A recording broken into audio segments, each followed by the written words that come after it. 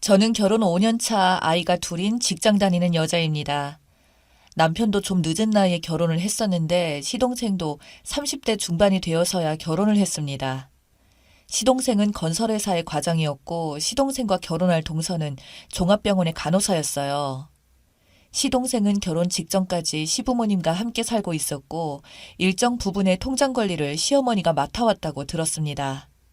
구체적으로 얼마의 돈을 관리하셨는지는 모르겠으나 급여 상당 부분을 적금 형식으로 시어머님께 맡겼었다고 들었어요.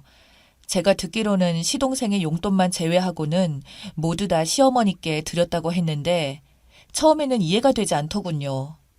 젊은 사람들이 오히려 나이 드신 어른들보다는 경제 눈이 더 밝을 것 같은데 굳이 자기가 직접 맡아서 하지 않고 시어머니께 맡겼을까 싶었죠. 그런데 나중에 알고 봤더니 시어머니가 시동생에게 좋은 투자처가 있다면서 높은 수익률을 보장한다면서 투자하라고 권유를 했었다고 하더군요. 시동생은 시어머니가 원래 재테크에 관심도 많으시고 아는 사람도 많아서 믿고 맡겼다고 했습니다. 결혼 말이 오고 가기 시작하자 시동생이 시어머니께 그동안 맡겼던 돈을 돌려달라고 했어요. 그런데 시어머니께서 통장에 자금을 보여주시면서 한창 상승세를 타고 있던 중인데 중간에 돈을 빼게 되면 큰 손해를 보게 된다면서 나중에 주겠다고 하시더라고요.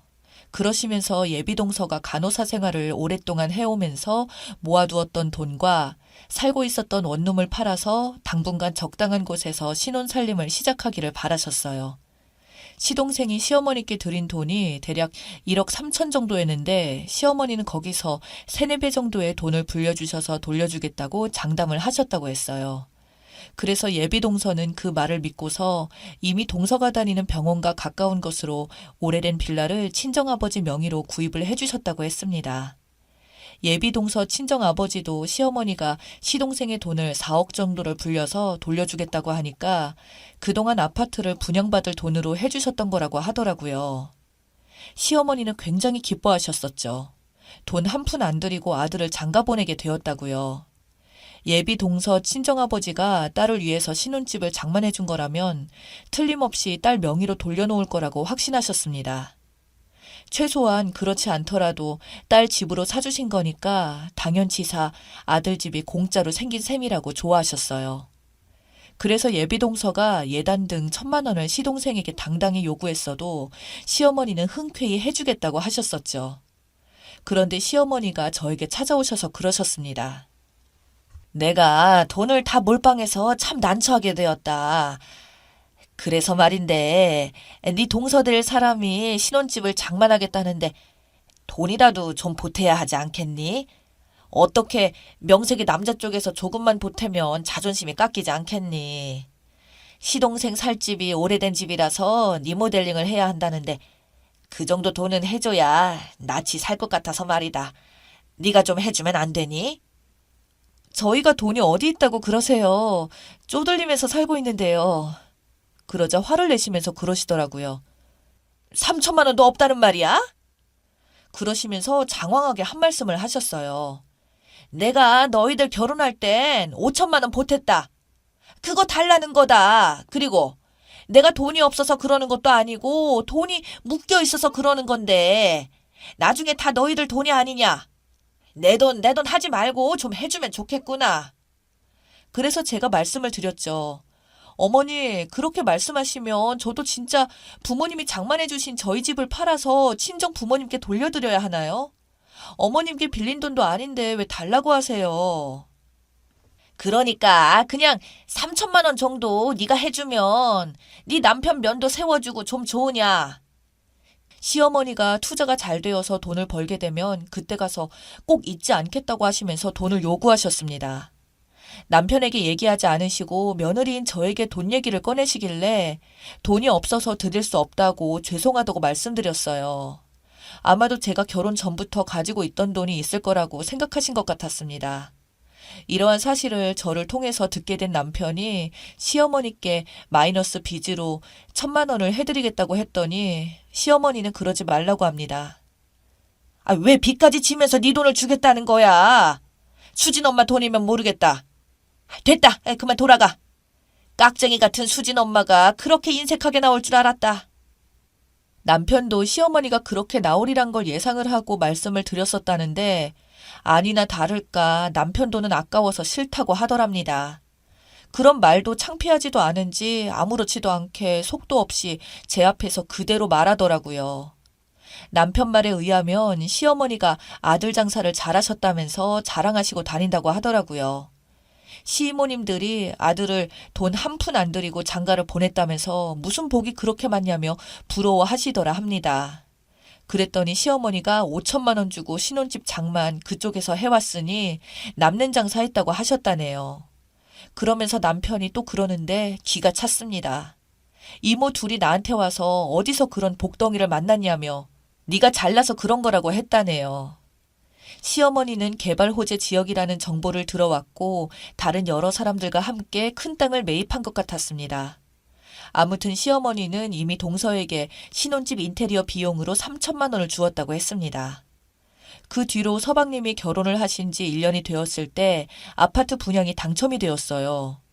그래서 약속한 대로 예비동서가 시어머니께 서방님의 돈을 달라고 했어요.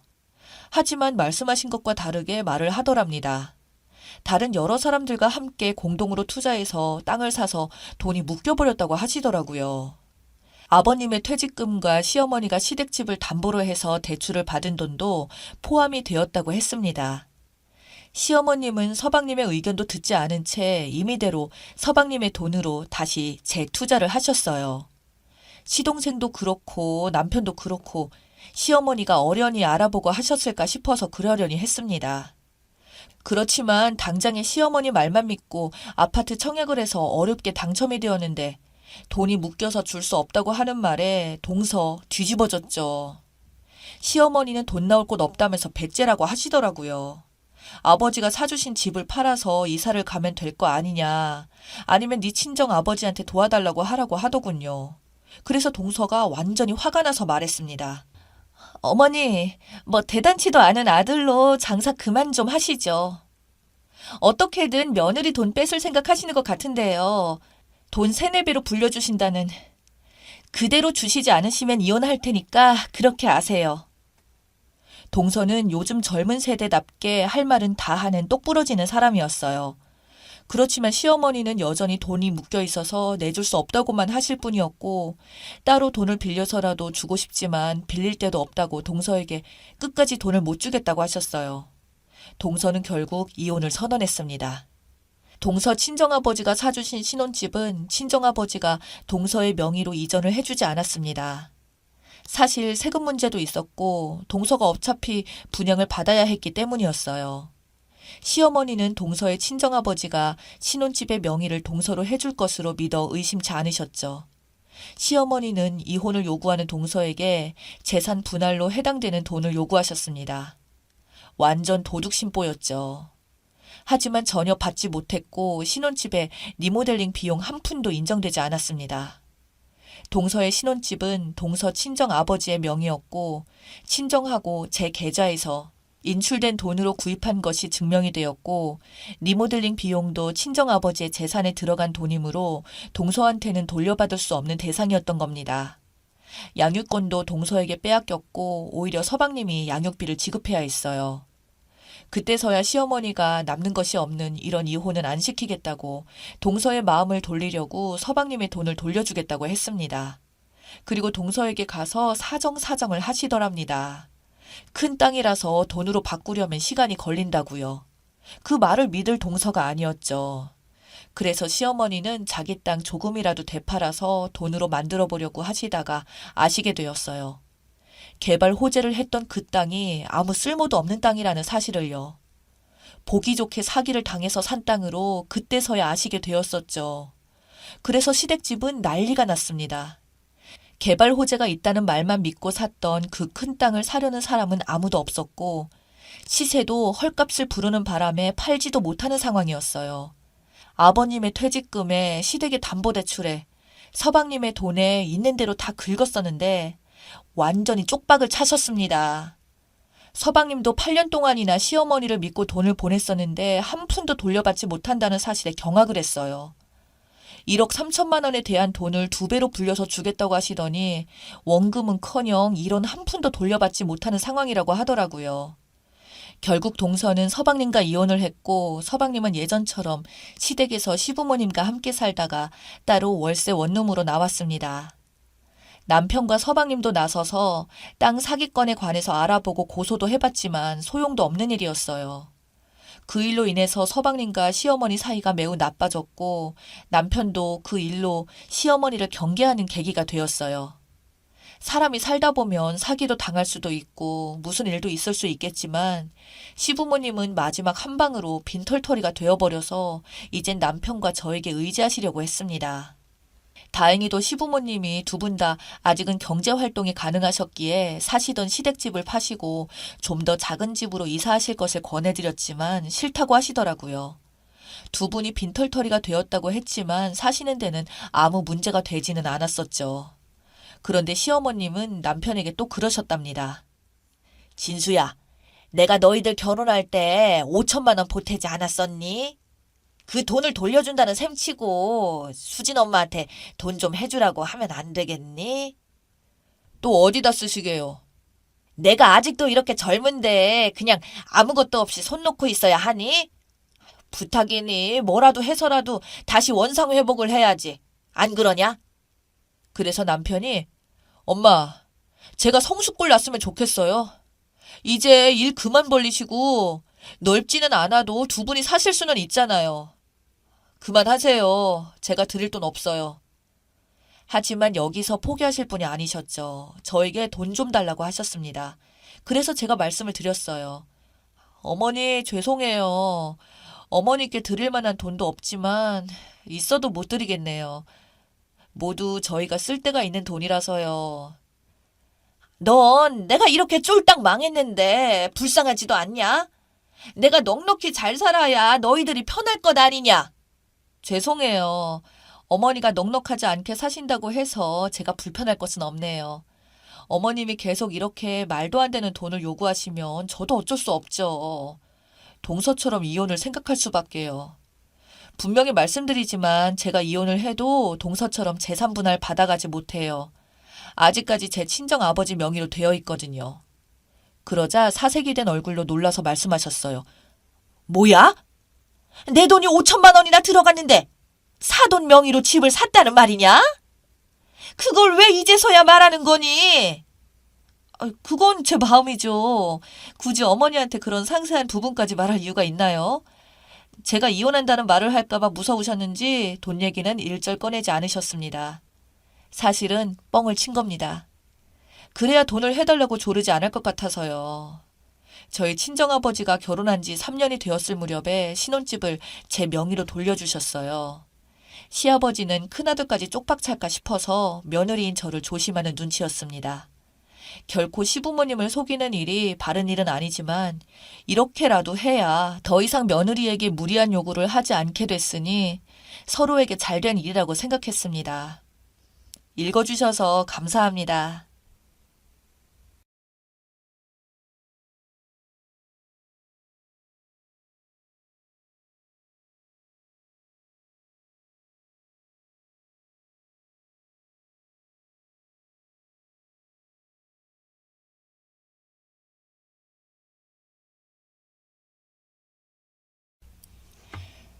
안녕하세요. 50대 후반의 여자입니다.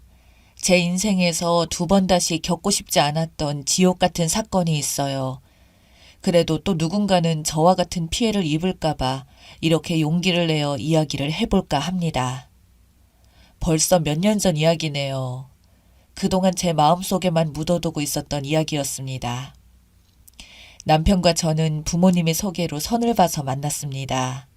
저도 처녀 시절에는 소설 같은 연애 결혼을 꿈꿨지만 제 나이 또래 사람들 중에 연애를 시작해서 결혼한 사람이 과연 몇이나 될까요?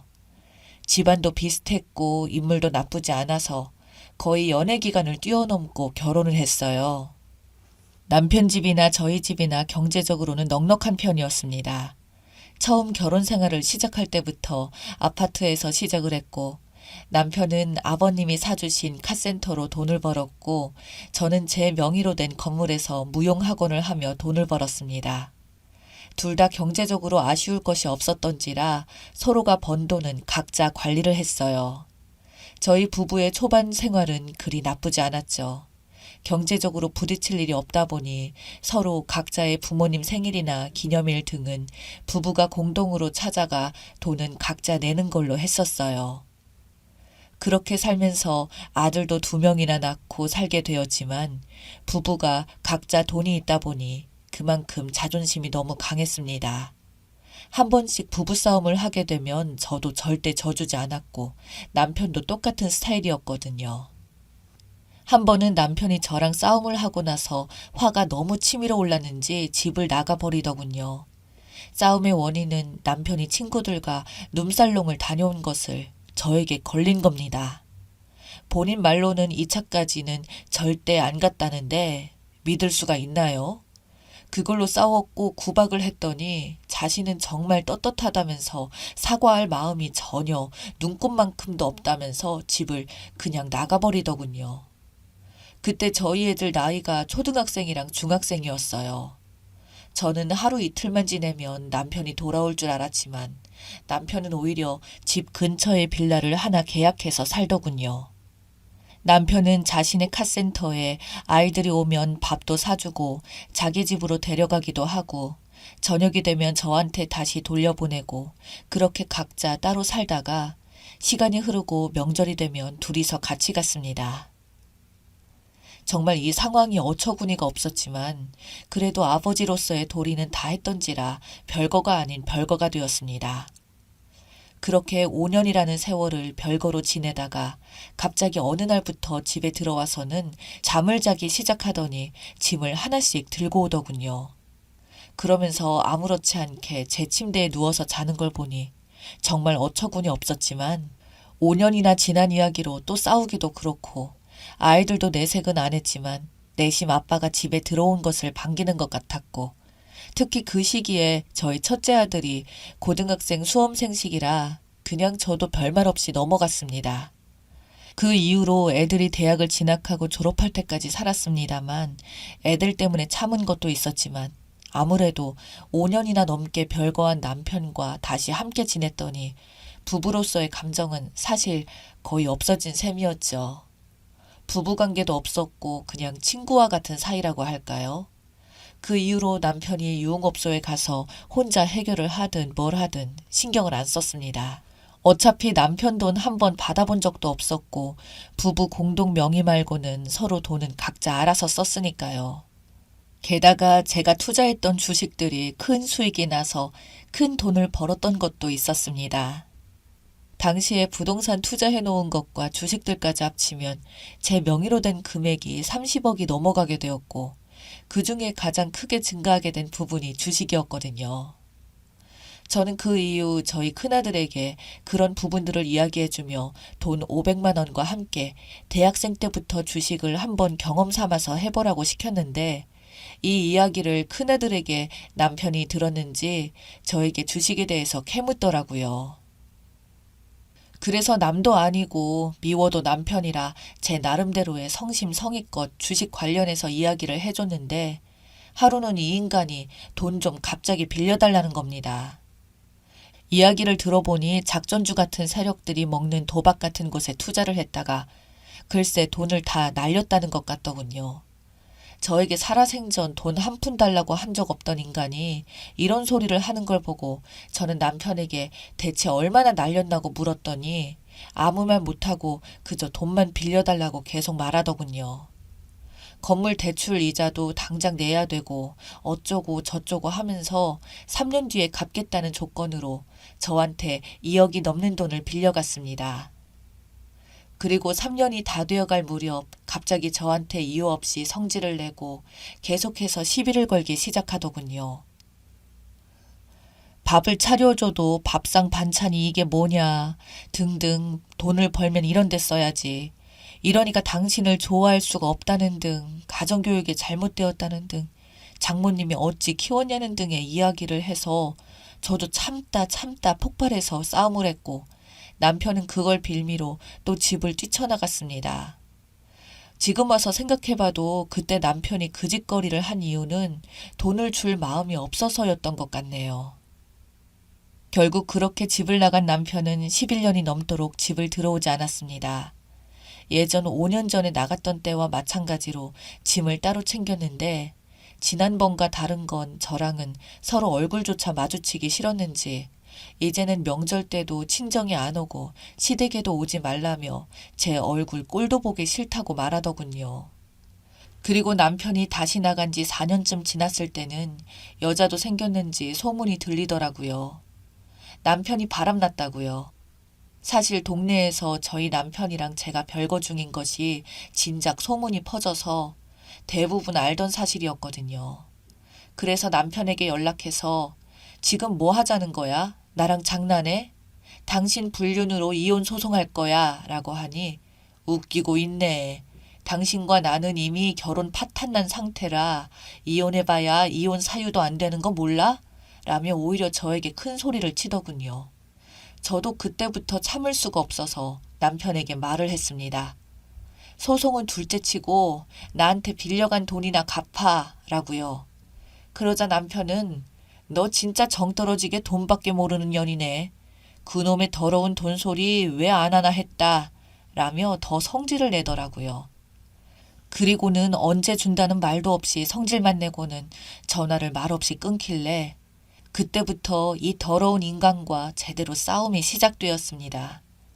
돈을 받으려는 저와 안 주려는 쓰레기 남편인 인간은 계속 부부끼리 빌린 돈은 안 갚아도 된다면서 배째라고 하더군요.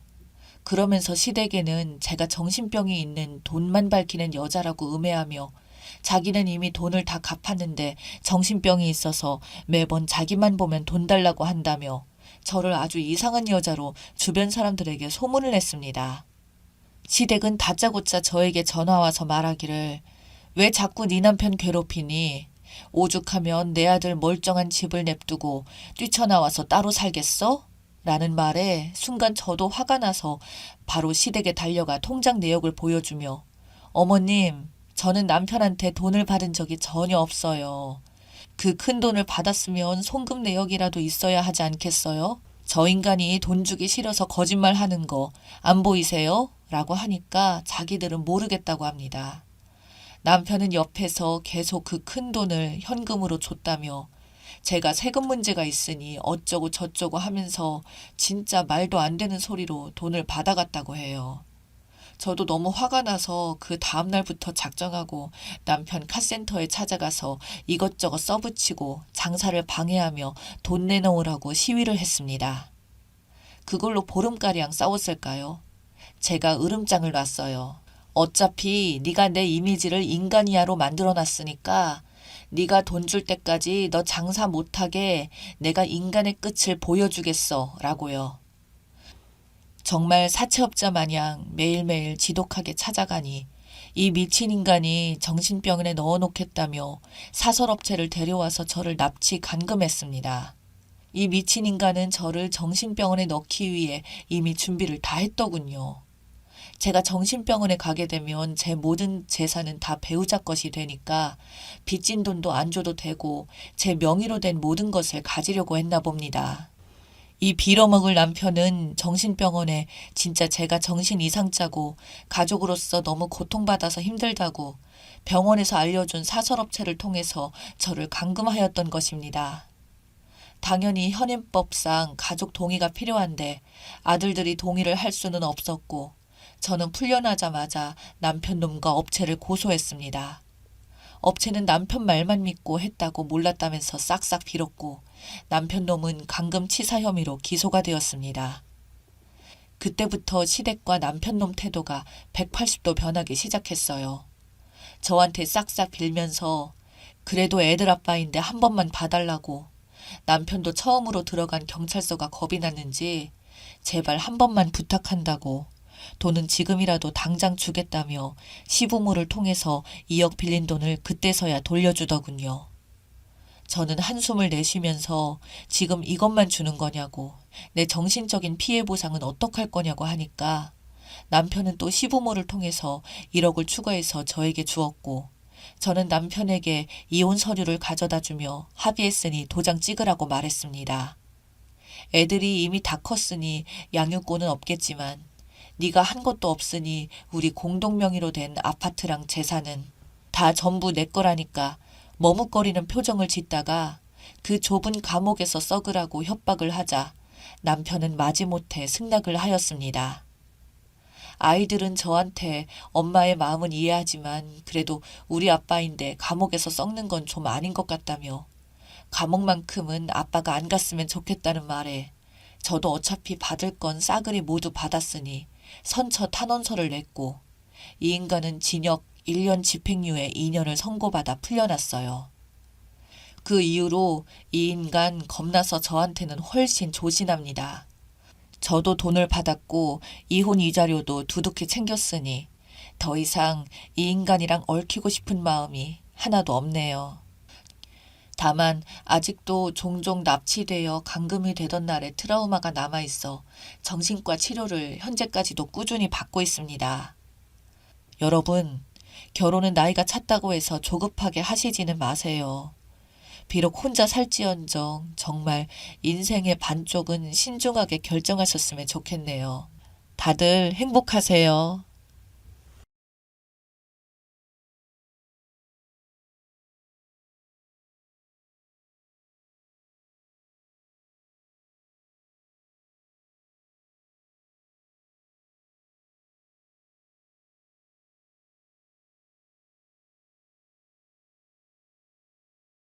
안녕하세요. 분노가 치밀다 보니 결국 여기까지 오게 되었습니다. 말할 상대가 절실히 필요합니다. 지금 제정신 아닌 상태라 두서 없을 수도 있지만 최대한 모든 내용을 써보도록 노력해 볼게요. 저는 지금 시댁 관련 전화와 카톡 친구 전부 차단하고 왔습니다. 저희 부부는 둘 다 일하는 맞벌이 부부이고요. 저는 2달 뒤인 다음 달 퇴사할 예정이며 그때는 전업주부가 되겠지요. 저희 아들은 이제 5살입니다. 시댁 연락 문제로 너무 피곤하고 힘들어서 여기저기 조언도 구해봤습니다.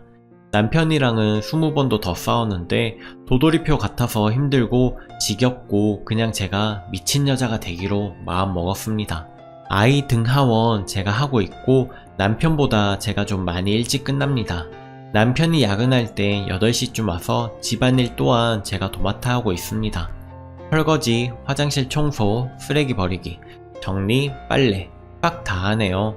평일엔 완벽하게 다 못하더라도 주말 이틀을 내리 계속 청소하면서 거의 쉬지 못하고 집안일을 합니다.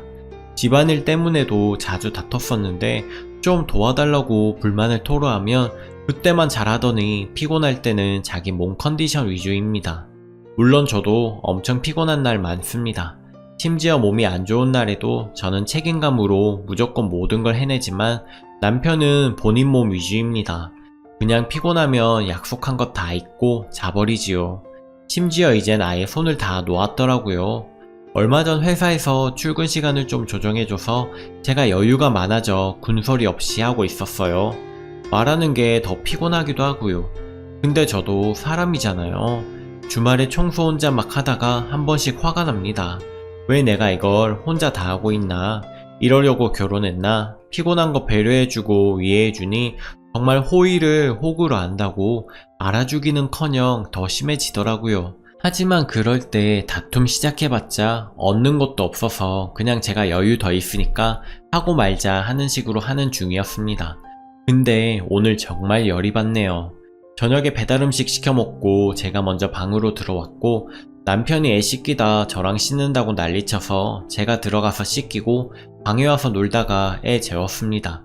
보니까 남편도 잠들려고 하기에 거실로 나왔는데 식탁에 배달음식 먹다 남은 것, 포크, 젓가락, 냄새나는 그대로 방치되어 있었습니다.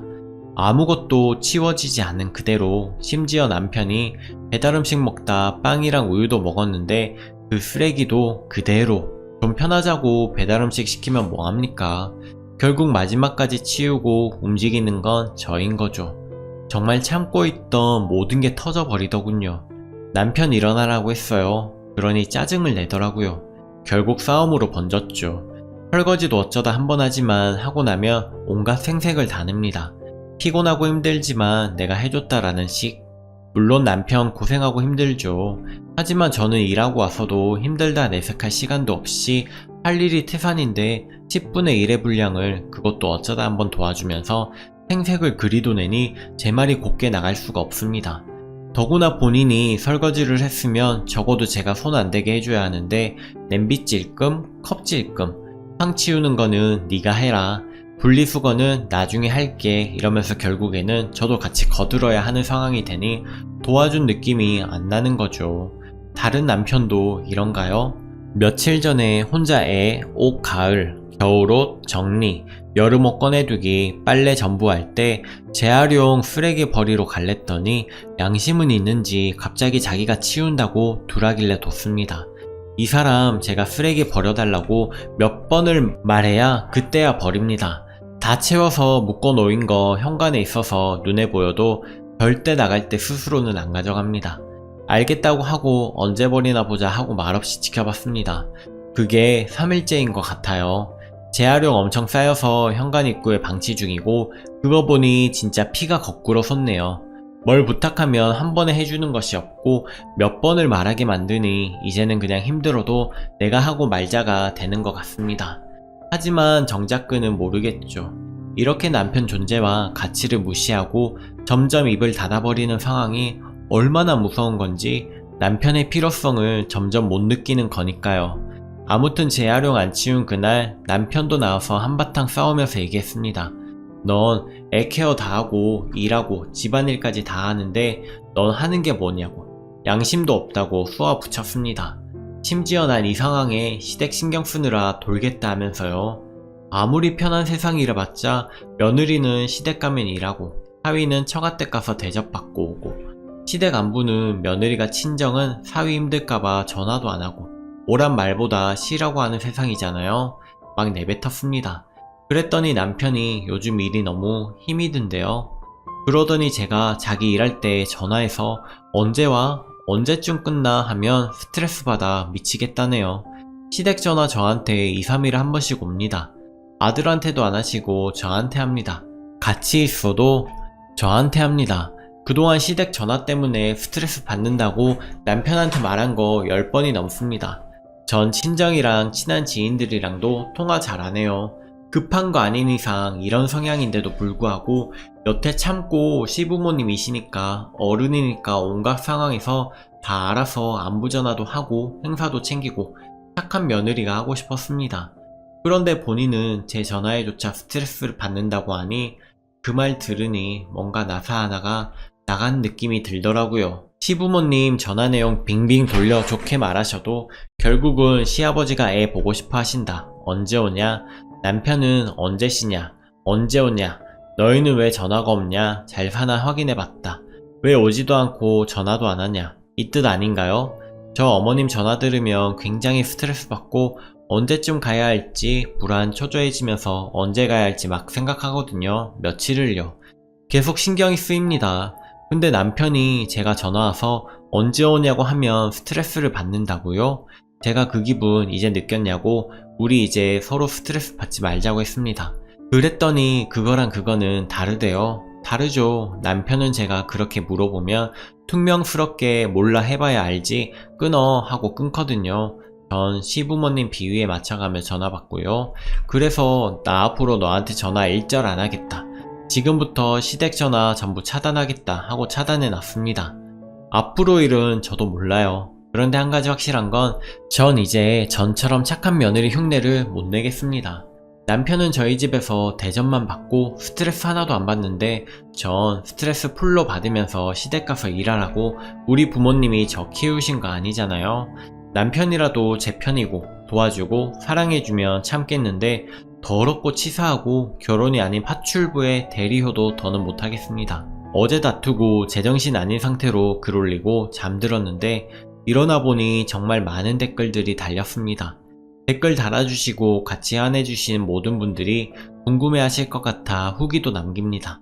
오전에 남편이 일찍 출근하면서 저한테 미안하다고 카톡을 남겨놨더라고요. 무시하고 애 등원시킨 후 출근했습니다. 회사에서도 일에 손에 안 잡히고 달리는 댓글 계속 지켜보고 있었고요. 가장 많은 댓글들이 절대 퇴사하지 말아라 이더군요. 경제권 잃는 순간 노예된다는 말에 정신이 번쩍 들더라고요.